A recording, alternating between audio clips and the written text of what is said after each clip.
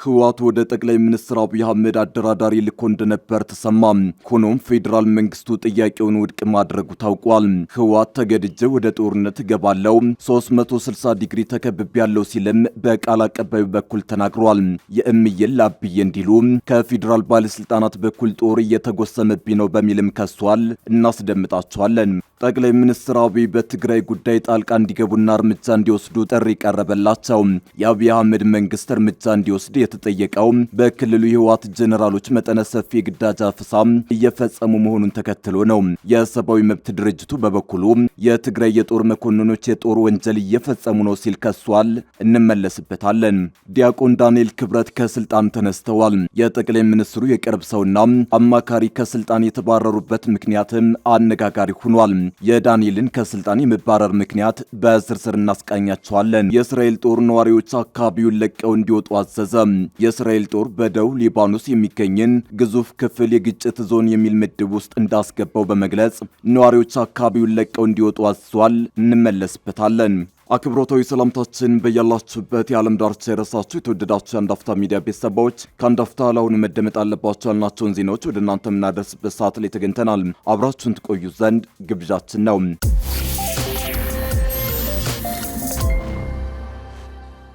ህወሓት ወደ ጠቅላይ ሚኒስትር አብይ አህመድ አደራዳሪ ልኮ እንደነበር ተሰማ። ሆኖም ፌዴራል መንግስቱ ጥያቄውን ውድቅ ማድረጉ ታውቋል። ህወሓት ተገድጄ ወደ ጦርነት እገባለሁ 360 ዲግሪ ተከብቤያለሁ ሲልም በቃል አቀባዩ በኩል ተናግሯል። የእምዬን ላብዬ እንዲሉ ከፌዴራል ባለስልጣናት በኩል ጦር እየተጎሰመብኝ ነው በሚልም ከሷል። በፌዴራል መንግስቱና ህወሓት መካከል ውጥረቱ በተባባሰበት በዚህን ወቅት የህወሓቱ ቃል አቀባይ አነጋጋሪ ቃለ ምልልስ ሰጠው ተከስተዋል። የቡድኑ ቃል አቀባይ ሚካኤል አስክዶም ከጀርመን ድምጽ ጋር ባደረጉት ቆይታ የአዲስ አበባውን መንግስት ጦርነት በማወጅ ከሰዋል። በክልሉ ያንዣበበውን ጦርነት ማስቀረት የማይቻልበት ደረጃ መደረሱን የተናገሩ ሲሆን ጊዜያዊ መንግስቱን ካፈረሰ በኋላ ለድርድር ዝግጁ ሆኖ እንደነበርና ነገር ግን ይህ የድርድር አጀንዳ በፌዴራል መንግስቱ በኩል ተቀባይነት ማጣቱን ገልጸዋል። ለትግራይ ቅርበት ያላቸው የመረጃ ምንጮች በበኩላቸው ከ2 ሳምንት በፊት ደብረጽዮን ገብረ ሚካኤል የምዕራብ አውሮፓ ዲፕሎማቶችን ወደ 4 ኪሎ ሽምግልና መላካቸውን ዘግበዋል። ነገር ግን የፌዴራሉ መንግስት መነጋገር የሚችለው ህጋዊ ከሆነው ጊዜያዊ መንግስት ጋር ነው። ለመነጋገር መጀመሪያ ያፈረሳችሁትን አስተዳደር መልሱት የሚል መልስ መስጠቱን ዘግበዋል። የቡድኑ ቃል አቀባይ ሚካኤልም ህወሓት አደራዳሪዎችን ወደ 4 ኪሎ መላኩን አረጋግጠው በብልጽግና ውድቅ መደረጉን ተናግረዋል። ቃል አቀባዩ በዚህ ቃለ ምልልሳቸው የባለፈውን ጦርነት በፌዴራል መንግስቱ ግፊት ነው የገባንበት ይሉና አሁንም ተገደን ወደ ጦርነት ልንገባ እንችላለን ሲሉ አስጠንቅቀዋል። በአንድ እጅ ማጨብጨብ ስለማይቻል እኛ ጥረት ስላደረግን ብቻ ጦርነት ልናስቀራ አንችልም። ባለፈው ተገደን ወደ ጦርነት ገብተናል። አሁንም ግፊት እየተደረገብን ነው ሲሉ ያክላሉ። በፌዴራል መንግስቱ ከበባ ተፈጽሞብናል ያሉም ሲሆን ይህን ከበባ ለመስበር ተገደው ወደ ጦርነት ሊገቡ እንደሚችሉ ነው ያስጠነቀቁት። አቶ ሚካኤል ተገደን ወደ ጦርነት ልንገባ እንችላለን የሚል ንግግር ቢያቀርቡም ባለፉት 3 ዓመታት ህወሓት ሲያደርጋቸው የቆዩ እንቅስቃሴዎች ግን ጸባጫሪ ነበሩ። ለአብነትም ከሱዳንና ኤርትራ ኃይሎች ጋር ባለፉት ዓመታት ሲያደርግ የቆየው ህገወጥ ግንኙነት፣ ህገወጥ የወርቅ ንግድ ለአብነት የሚጠቀሱ ናቸው። የራሱን ጉድለት ማየት የተሳነው ቡድኑ ሁሉንም ነገር ተጠያቂነቱን ለብልጽግና ማሸከሙ ሚዛን የሳተ እንደሆነ አስተያየት ሰጪዎች ይናገራሉ። ቃል አቀባዩ ተፈጽሞብናል ስላሉት ከበባ ሲናገሩ የፌዴራል መንግስት ዝግጅቱን ጨርሶ 360 ዲግሪ ሰራዊቱንና መሳሪያዎችን አጓጉዞ በትግራይ ድንበሮች ነው ያለው ብለዋል። አክለውም ጄኔራሎች ጦርነት እንከፍታለን በሚል እያወጁ ነው፣ ጠቅላይ ሚኒስትሩ እያወጀ ነው በማለት ህወሓት የሚገባበት ጦርነት ራስን የመከላከል ነው ብለዋል። በህወሓት በኩል ውጥረቱን በሰላማዊ መንገድ እንዲረግብ ጥረት እያደረገ ቢሆንም በፌዴራል ባለስልጣናት በኩል የጦርነት አዋጅ እየተጎሰመ ነው በማለት ከሰዋል። ባለፉት 3 ዓመታት የቆመው የጥይት ድምጽ እንጂ የትግራይ ህዝብ ላይ የታወጀው ጦርነት ቀጥሏል ያሉም ሲሆን በአሁኑ ወቅት ከትግራይ በተጨማሪ በሌሎች አካባቢዎችም ግጭቶች መኖራቸውን አንስተው የፌዴራል መንግስቱን በጸረ ሰላም ኃይልነት ወንጅለዋል። ጠቅላይ ሚኒስትር አብይ አህመድ በትግራይ ጉዳይ ጣልቃ እንዲገቡና እርምጃ እንዲወስዱ ጥሪ ቀረበላቸው። የአብይ አህመድ መንግስት እርምጃ እንዲወስድ የተጠየቀው በክልሉ የህወሓት ጄኔራሎች መጠነ ሰፊ ግዳጅ አፈሳ እየፈጸሙ መሆኑን ተከትሎ ነው። የሰብአዊ መብት ድርጅቱ በበኩሉ የትግራይ የጦር መኮንኖች የጦር ወንጀል እየፈጸሙ ነው ሲል ከሷል። በህወሓት የጦር መኮንኖች ትዕዛዝና ስምሪት በትግራይ መጠነ ሰፊ የግዳጅ ወታደራዊ አፈሳ እየተደረገ ነው። ልጆቻችንን ለጦርነት አንሰጥም ያሉ እናቶች በህወሓት ወታደሮች እየታሰሩና ድብደባ እየተፈጸመባቸውም ይገኛል። በዚህ ጉዳይ ላይ የጠቅላይ ሚኒስትሩ አማካሪ ጌታቸው ረዳ የሚመሩት ስምረት ፓርቲ ዝርዝር መረጃን ሰጥቷል። ፓርቲው በክልሉ እየተደረገ ያለውን አፈሳ በሻዕቢያ የሚመራ ነው ሲል ከሶ የወጣቶች የግዳጅ ወታደራዊ አፈሳ አሳሳቢ ደረጃ ላይ ደርሷል ብሏል። የወጣቶች አፈሳ የህወሓትና ሻዕቢያ የጦርነት ድግስ አካል ነው። የትግራይን ህዝብ መያዣ አድርገው የትግራይ እናቶችን ልጅን ለጦርነት አምጣ እያሉ ነው በማለት ገልጧል። ሻዕቢያን በትግራይ እግሩን ለመትከል እየተፍጨረጨረ ነው በሚል የሚከሰው የፓርቲው መግለጫ ለሰሞነኛው አፈሳ ዋና ተጠያቂ ያደረገው ሻዕቢያን ነው። የወጣቶች አፈሳ የህወሓትን የጦርነት ድግስ ለማሞቅና የሻዕቢያ ስርዓት በትግራይ እግር እንዲተከል ለማድረግ በቅንጅት የሚሰራ ጸረ ህዝብ ድርጊት ነው ብሎታል። የወጣቶች ወታደራዊ የግዳጅ አፈሳ የጸረ ህዝብ ኃይሎች መገለጫ ነው ያለው ስምረት ፓርቲ የሻዕቢያ ስርዓት በትግራይ እንዲተክል አንፈቅድም ብሏል። የፌዴራል መንግስት የትግራይን ህልውና የማረጋገጥና የህዝቡን ደህንነት የመጠበቅ ኃላፊነቱን እንዲወጣ በማለት የአዲስ አበባው መንግስት በክልሉ እርምጃ እንዲወስድ ጠይቋል። ቅድሚያ ለሰብአዊ መብቶች ኢትዮጵያ የተባለው ሀገር በቀል የሲቪክ ድርጅት ድርጊቱን የጦር ወንጀል ሲል ገልጾታል። ድርጅቱ ለጀርመን ድምጽ በሰጠው ቃል በክልሉ መጠነ ሰፊ የግዳጅ አፈሳ እየተደረገ መሆኑን አረጋግጧል። ይህንን ድርጊት የሚፈጽሙት በክልሉ ያሉ የጦር መሪዎችና ህወሓት መሆናቸውን የገለጸው የመብት ድርጅቱ በጉዳዩ ላይ እያደረገ ያለውን የምርመራ ውጤት በቅርቡ ይፋ እንደሚያደርግም ጠቁሟል።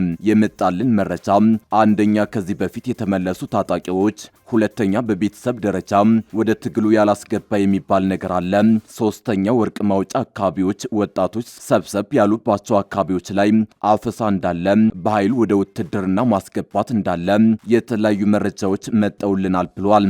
ምክንያቱ ካለው ፖለቲካዊ ሁኔታ ጋር የሚገናኝ ነው ያለው ድርጅቱ በተለይ የፕሪቶሪያ ስምምነት ወደ መፍረስ ደረጃ መምጣቱ አንዱ ምክንያት መሆኑን ገልጸዋል።